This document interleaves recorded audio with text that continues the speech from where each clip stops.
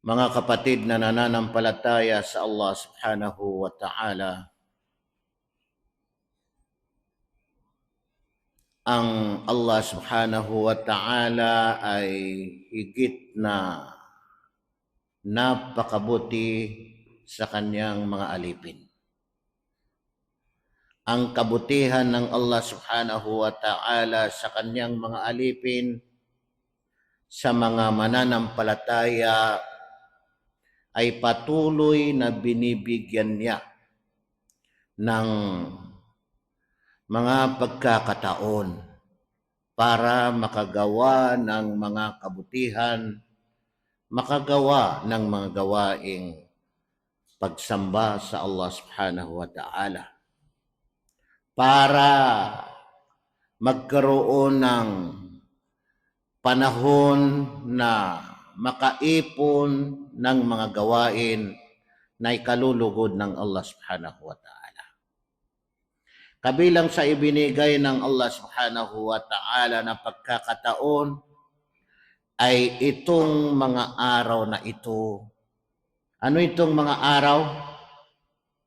10 unang mga araw ng buwan ng Dhul-Hijjah. Ashrul awal min Dhul-Hijjah. Itong 10 araw ng unang mga araw ng buwan ng Dhul-Hijjah ay napakalaking pagkakataon na ibinigay ng Allah subhanahu wa ta'ala. Napakalaking mga araw, dakilang mga araw na puspos ng biyaya, puspos ng pagpapala. Higit sa lahat ay itong mga araw na ito ay ito na yung pinakamainam na mga araw. Pinakamainam. Tandaan natin, 10 araw ng Dhul-Hijjah ang pinakamainam na mga araw. Na kung babalikan natin ang hadith ni Propeta Muhammad sallallahu alaihi wasallam na sinabi niya, "Ma min ayyamin al-amalu salihu fiha ahabbu ila Allah min hadhihi al-ayyam." Wala nang mga araw, sabi ni Propeta Muhammad sallallahu alaihi wasallam, wala nang mga araw na higit na minamahal ng Allah subhanahu wa ta'ala na mga mabubuting gawa, na higit na minamahal ng Allah subhanahu wa ta'ala kaysa sa mga araw na ito. Yani ayyam al-ashr. Ibig sabihin ay, ang tinutukoy dito ni Propeta, itong unang 10 araw ng Dhul-Hijjah. Wala na. Kasi kung gumawa ka ng kabutihan sa mga araw na ito, ay wala nang higit pa dito. Wala nang higit pa dito na higit na minamahal ng Allah subhanahu wa ta'ala. Kaya nagtanong ang mga sahaba at sinabi nila, "Qalu ya Rasulullah." Sinabi nila, usugo ng Allah. Yan ang kaugalian ng mga sahaba, lagi nilang binabanggit. Bago sila magtanong, ay tinatawag pa nila, usugo ng Allah. Usugo ng Allah. Paggalang kay Propeta Muhammad sallallahu alaihi wasallam na sugo ng Allah subhanahu wa ta'ala. Walal jihadu fi sabilillah, kahit pa ba ang jihad alang-alang sa Allah, ang pakikipagdigmaan alang-alang sa Allah, hindi pa mapapantayan itong mga araw na ito? Qala walal jihadu fi sabilillah. Sinabi ni Propeta, kahit pa ang jihad alang-alang sa Allah subhanahu wa ta'ala. Alam natin kung gaano kahalaga, gaano kalaki ang biyaya na ipagkakaloob ng Allah subhanahu wa ta'ala. Yung pagbabantay mo pa lang, ay higit na mainam na ito sa mundo at sa lahat ng mga nilalaman ng mundo. Marami pang mga biyaya, Marami pang mga kabutihan, gantimpala, napakarami na ibibigay ng Allah subhanahu wa ta'ala sa jihad. Yung pakikipagdigmaan, pakikibaka, alang-alang sa landas ng Allah subhanahu wa ta'ala, o kaya ay pagbabantay sa bansa para hindi mapasok, para sa maproteksyonan yung mga mananampalataya. Higit na napakalaki ang mga biyaya nito. Kaya hindi sila nakatiis. Sabi niya, kahit pa ang jihad, ang pakikipagdigmaan, alang-alang sa landas ng Allah, sinabi ng propeta, kahit pa ang jihad, ang pakikipagdigmaan, alang-alang sa landas ng Allah subhanahu wa ta'ala. Illa rajulun, maliban na lamang, sabi ni propeta, sa isang lalaki, kharaja binafsihi wa malihi, na lumabas siya sa pakikipagdigmaan, na mismo siya ang nakikipagdigmaan. Mismo katawan niya nakikipagdigmaan. Kharaja binafsihi wa malihi, at ang kanyang kayamanan. Ginastos pa niya ang kanyang kayamanan.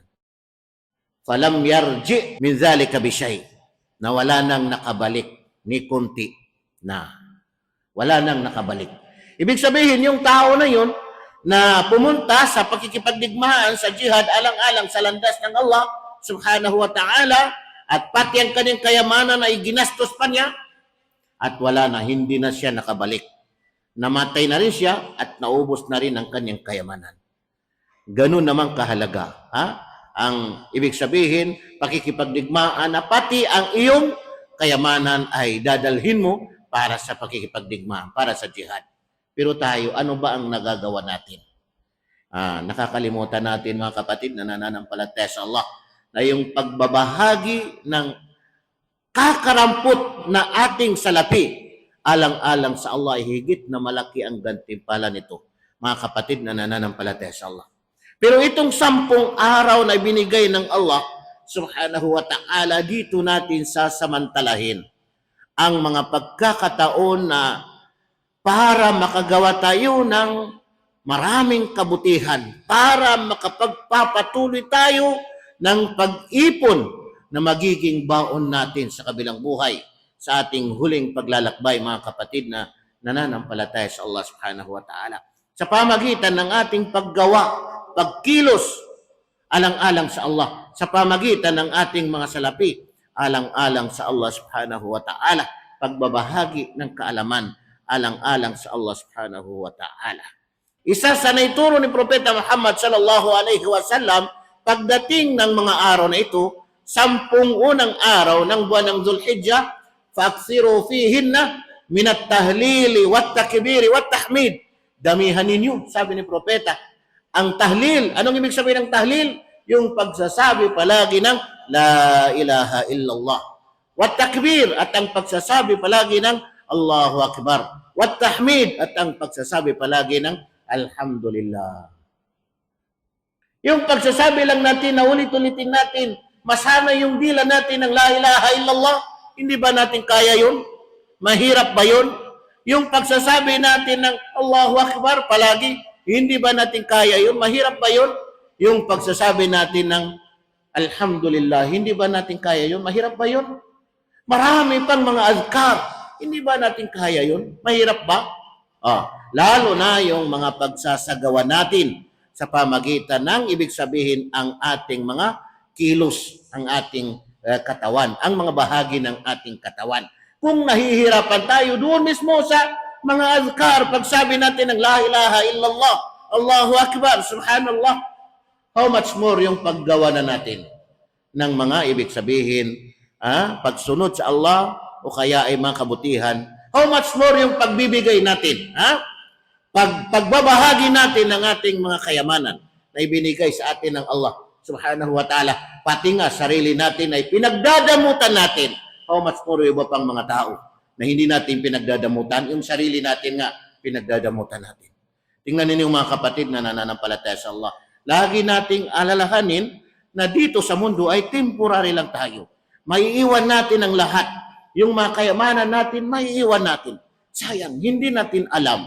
Habang nabubuhay pa tayo, at least alam natin kung ano yung mapupuntahan ng mga pinaghihirapan natin. Kaysa mamatay tayo na wala, hindi na natin alam kung saan na mapupunta yung mga pinaghihirapan natin o kaya yung mga salapi, biyaya na ibinigay sa atin ng Allah na yun ay napakalaking bagay para sa Allah subhanahu wa ta'ala pag gamitin natin ito sa kabutihan. Mga kapatid na nananampalataya sa Allah subhanahu wa ta'ala, pumasok dito sa 10 unang araw ng buwan ng Zulhijjah ang tinatawag na ibig sabihin na araw ng Arafah. Araw ng Arafah. Na dito ibinaba ang isang talata o isa sa huling talata sa banal na Quran na sinabi ng Allah subhanahu wa ta'ala, Al-yawma akmaltu lakum dinakum wa atmamtu alaykum ni'mati wa raditu lakumul Islam dina. Ibig sabihin ay sa araw na ito, sabi ng Allah subhanahu wa ta'ala, Al-yawma akmaltu lakum dinakum, ay kinumpleto ko para sa inyo ang inyong relihiyon, wa atmamtu alaykum ni'mati, at ginawa kong ganap sa inyo ang aking biyaya, wa raditu lakumul Islam dina, at kinalulugdan ko para sa inyo na piliin ninyo ang Islam bilang inyong relihiyon. Tahakin ninyo ang Islam bilang inyong relihiyon. Tingnan ninyo mga kapatid na nananampalataya sa Allah subhanahu wa ta'ala. Ibig sabihin, sa unang 10 araw ng buwan ng Zulhijjah ay samantalahin natin ang paggawa ng mga kabutihan, paggawa ng mga pagsamba sa Allah subhanahu wa ta'ala. Kung kinakailangan na halimbawa mag-ayuno tayo sa halimbawa araw ng Lunes, Monday, araw ng Thursday, halimbawa ay higit na mainam. Pero hindi naman advice na mag-ayuno tayo sa 10 araw ng unang buwan ng Zulhijjah kasi nandyan sa ika-10 ay bawal na mag-ayuno. Sa ika-10, yan yung araw ng tinatawag na araw ng Eid. Araw ng Eid, ika-10 araw ng buwan ng Zulhijjah na bawal na ibig sabihin ay mag-ayuno. Kaya mga kapatid na nananampalataya sa Allah, lahat ng mga alam natin na mga may ugnayan sa pagsamba sa Allah subhanahu wa ta'ala, mga kabutihan, sa pamamagitan ng ating gawa, sa pamamagitan ng ating mga pananalita, sa pamamagitan ng ating mga salapi, ay samantalahin natin ang pagkakataon, mga kapatid, na ibinigay sa atin ng Allah subhanahu wa ta'ala sa unang 10 araw ng buwan ng Dhul Hijjah. Aqulu qawli hadha wa astaghfirullah li wa lakum.